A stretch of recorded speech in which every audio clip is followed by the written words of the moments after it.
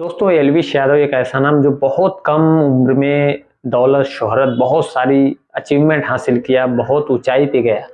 लेकिन जब से गिरफ्तारी हुई तब से एलविश यादव के माता-पिता काफ़ी ज़्यादा परेशान हैं और उन्होंने न्यूज़ चैनल के इंटरव्यू में ये बोला है साफ-साफ कि उसके बेटे को कहीं न कहीं फँसाया जा रहा है। एलिगेशन जो लगाए गए हैं वो झूठे एलिगेशन हैं और एलविश यादव के बहुत सारे दोस्त हैं जो सोशल मीडिया पे आके ये भी बोल रहे हैं कि एलविश यादव को फँसाया गया है। हालाँकि कुछ चैनलों ने उनके गाँव में जाके इंटरव्यू लिया था, लोगों का इंटरव्यू लिया था, तो सारे लोगों का फीडबैक यही आ रहा है कि नहीं एलविश यादव इन सब चीज़ों में इन्वॉल्व नहीं था।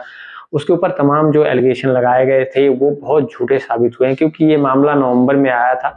नवंबर में जब आया था मामला तो पूछताछ के बाद एलविश यादव को छोड़ दिया गया था। 5 लोगों की इसमें गिरफ्तारी भी हुई थी, लेकिन एलविश यादव को छोड़ दिया गया था और एलविश यादव के माता-पिता का साफ तौर पे यही कहना है कि अगर वो एक्यूज़्ड था या उसमें इन्वॉल्व था तो उस टाइम पे उसको क्यों छोड़ा गया? 5 लोगों को अरेस्ट किया गया था, तो अगर वो इन्वॉल्व था या फिर ऐसा कुछ कर रहा था तो पुलिस पूछने के बाद उसको भी अरेस्ट कर सकती थी, लेकिन नहीं किया।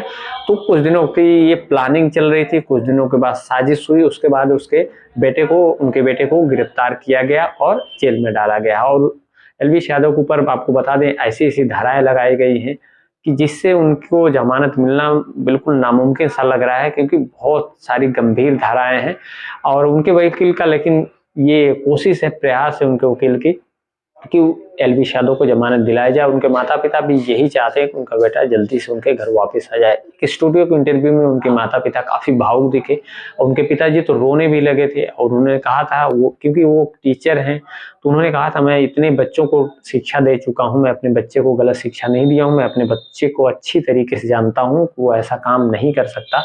और जब ये मैटर आया था, मामला सामने आया था नवंबर में तब भी उनके पिता ने एलविश यादव के पिता ने उनसे पूछा था कि इसमें क्या मामला है? तो एलविश यादव ने बोला था कि ऐसा कुछ नहीं है, मैं इसमें मेरा 0% रोल नहीं है और अपने सोशल मीडिया प्लेटफ़ॉर्म पे भी एलविश यादव आके यही बताए थे कि इसमें अगर 0 पॉइंट भी परसेंट मेरा नाम आता है, 0.1% भी, तो मैं इसमें सज़ा भोगने के लिए तैयार हूँ, लेकिन ऐसा नहीं हुआ था। इतने कॉन्फिडेंस के साथ अगर कोई कहता है, उसके माता-पिता भी ये कहते हैं, उसके गाँव पे जो इंटरव्यू हुआ तो उसमें भी लोग यही बता रहे थे कि एलविश यादव ऐसी गतिविधियों में इन्वॉल्वमेंट नहीं उसका है, वो ऐसा नहीं है, बहुत ही अच्छी फैमिली से है और बिहेवियर भी काफ़ी अच्छा है। लेकिन अभी कुछ दिन पहले जो मारपीट का सोशल मीडिया पे वीडियो आया था एलविश यादव का, उसके बाद काफ़ी किरकिरी हुई थी और काफ़ी सवाल भी उठ रहे थे एलविश यादव पे। तो एलविश यादव ने ये सफाई में कहा था कि उनके घर पे, परिवार पे कोई अगर गलत-सही बोलेगा तो मैं चुप नहीं बैठने वाला। तो होता है कहीं न कहीं मैच्योरिटी की थोड़ी बहुत कमी है, जो इतनी शोहरत, दौलत हासिल कर लेता है उसको थोड़ी बहुत इन चीज़ों का ध्यान भी रखना चाहिए। अब उस क्या मैटर था उसमें सुलह भी हो गई थी, ऐसा बताया जा रहा है कि सुलह भी हो गई थी उस लड़के से जिससे मारपीट हुई थी। लेकिन उसके बाद से अचानक से ये एलविश यादव का ये जो आया इस एलविश यादव की लाइफ में यू टर्न आया जो कि सांपों की तस्करी या उसके जहर की सप्लाई का मामला है, जिसमें कि तमाम धाराओं में एलविश यादव के ऊपर मुकदमे दर्ज किए हैं, उनको जेल में डाला गया। तो ये इसमें पॉलिटिकल एंगल है या फिर कोई फाउल प्ले है, क्या नहीं है, लेकिन एलविश यादव के माता-पिता या आस-पास के लोग जैसे बता रहे हैं उस हिसाब से तो इसमें लगता है कुछ न कुछ फाउल प्ले है। अब ये जाँच का विषय है, अब आगे आने वाले टाइम में देखते हैं कि ये जितने भी इल्ज़ाम लगे हैं एलविश यादव के ऊपर वो सही है या फिर गलत है, इन्वॉल्वमेंट है एलविश यादव या नहीं है। अब उनके माता-पिता जो कह रहे हैं वो सही है या फिर जो पुलिस कह रही है वो सही है।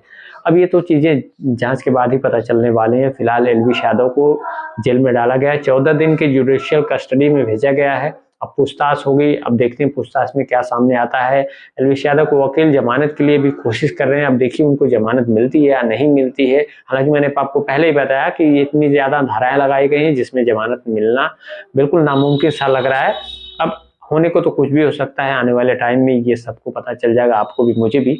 सो गाइस वीडियो अच्छी लगी हो तो लाइक करिएगा, शेयर करिएगा, कमेंट करिएगा और एलविश यादव के बारे में अपनी राय ज़रूर कमेंट में दीजिएगा। मिलते हैं नेक्स्ट वीडियो में। जय हिंद, वंदे मातरम।